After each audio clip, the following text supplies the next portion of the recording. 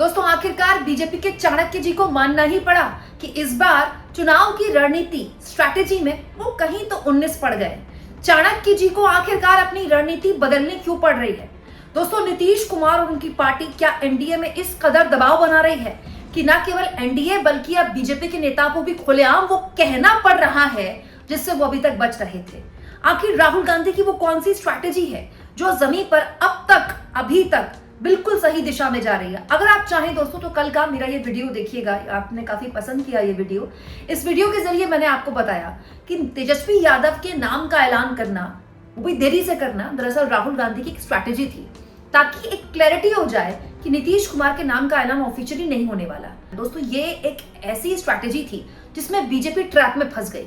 अमित शाह ने बड़े कॉन्फिडेंस के साथ ये कह दिया कि विधायक ही चुनेंगे, मुख्यमंत्री कौन होगा, क्योंकि अमित शाह को बिल्कुल उम्मीद नहीं थी या फिर चाणक्य जी को बिल्कुल अंदाजा नहीं था कि ऐसी कोई स्ट्रैटेजी महागठबंधन में बन रही है कि तेजस्वी यादव के नाम का ऐलान किया जाएगा। लेकिन तेजस्वी यादव के नाम के ऐलान के बाद से ही कुछ ऐसा हुआ है जिसके बारे में किसी ने सोचा भी नहीं होगा। दो बड़ी खबरें निकल कर आई हैं दोस्तों, जो बिहार की राजनीति की जमीन की हकीकत बताने के लिए काफी है कि चाणक्य जी यहाँ चूक गए। दोस्तों अमित शाह भले ही कह दें कि विधायक ही चुनेंगे, मुख्यमंत्री कौन होगा, लेकिन अब खुद उनके डिप्टी सीएम सम्राट चौधरी को कहना पड़ रहा है नीतीश कुमार मुख्यमंत्री थे, नीतीश कुमार मुख्यमंत्री हैं और नीतीश कुमार मुख्यमंत्री रहेंगे, इसमें कोई शक व शुबाब है ही नहीं।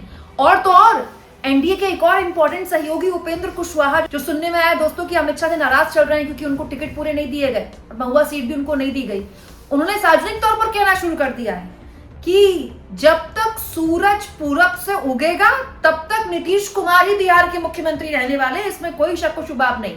कई बार मीडिया के बंधु पूछते रहते हैं कि बिहार का अगला मुख्यमंत्री इस चुनाव के बाद कौन बनेगा।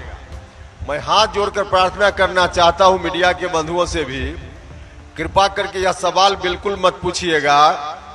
नीतीश कुमार जी बिहार के मुख्यमंत्री थे, नीतीश कुमार जी बिहार के मुख्यमंत्री हैं और नीतीश कुमार जी बिहार के मुख्यमंत्री रहेंगे।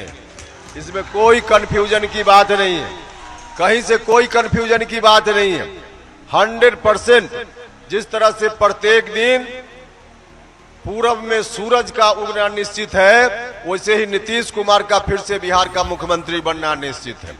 और तो और दोस्तों जेडीयू के कार्यकारी अध्यक्ष, जिनके लिए कहा जाता है कि अमित शाह के आदमी, अमित शाह ने उनको फिट कर दिया जेडीयू में, संजय झा, दोस्तों वो भी अब मुख्यमंत्री के नाम पर नीतीश कुमार को लेकर दबाव बना रहे हैं।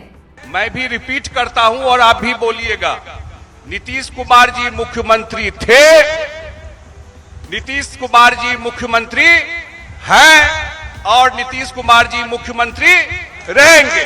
बहुत बहुत धन्यवाद। इसके अलावा दोस्तों जीतन राम मांझी, जो कि एनडीए के एक और सहयोगी हैं, वो तो लगातार कह रहे हैं कि भाई आप डिक्लेयर कर दीजिए ना कि हमारा दूल्हा तैयार है, नीतीश कुमार को ही सेहरा हम बांधेंगे। मतलब आप कह लीजिए कि जेडीयू के कार्यकारी अध्यक्ष भी कह रहे हैं कि नीतीश कुमार ही सीएम होंगे, उपेंद्र कुशवाहा एनडीए के सहयोगी भी कह रहे हैं नीतीश कुमार ही सीएम होंगे, और सम्राट चौधरी डिप्टी सीएम बीजेपी के, वो भी कह रहे हैं नीतीश कुमार ही सीएम होंगे। मतलब अमित शाह जो बात बोल रहे थे पिछले हफ्तों तक, उससे या तो उन्होंने यू टर्न ले लिया है या वो इस बात को लेकर इतना तो बात समझ ही गए हैं कि उनकी स्ट्रैटेजी मुख्यमंत्री के नाम का ऐलान ना करने वाली यहां फुस हो गई। ये अपने आप में बड़ा दिलचस्प है दोस्तों, नहीं तो ऐसा बहुत कम देखने को मिलता है कि एनडीए वाले अपनी स्ट्रैटेजी बदले।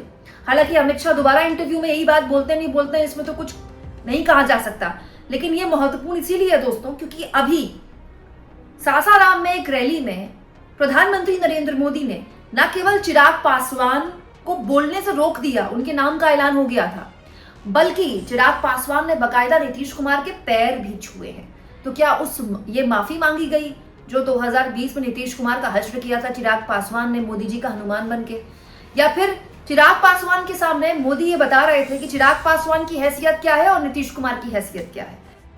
लोक जनशक्ति पार्टी के नेता माननीय चिराग पासवान जी से निवेदन है कि चंद शब्दों में अपनी बात रखने का काम करेंगे। माननीय चिराग पासवान जी,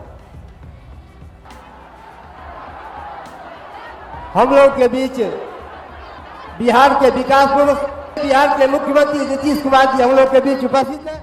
हालांकि चुनाव से पहले बीजेपी क्या करती है और चुनाव के बाद बीजेपी क्या करती है ये सब जानते हैं, लेकिन पोस्चरिंग बदलनी पड़ रही है, ये बड़ा दिलचस्प है।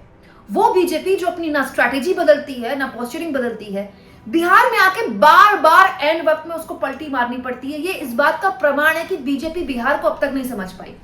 मुझे याद है दोस्तों वो चुनाव जिसमें लालू यादव नीतीश कुमार साथ मिलकर लड़े थे और बीजेपी की तरफ से अजीबोगरीब बयान दिए जा रहे थे। मोदी ने डीएनए वाला बयान दे दिया और उसके बाद सरसंघचालक मोहन भागवत ने आरक्षण वाला बयान दे दिया। बीजेपी को लेने के देने पड़ गए थे। हालत ये हो गई, पूरा चुनाव में मोदी घूम घूम कर कहने को मजबूर हो गए कि चाहे ऊपर से अंबेडकर जी स्वयं भी आ जाएं तो भी आरक्षण नहीं छीन सकते। और एन चुनाव में स्ट्रैटेजी बदलनी पड़ी बीजेपी को और अमित शाह और मोदी की रैलियां कैंसिल करनी पड़ी।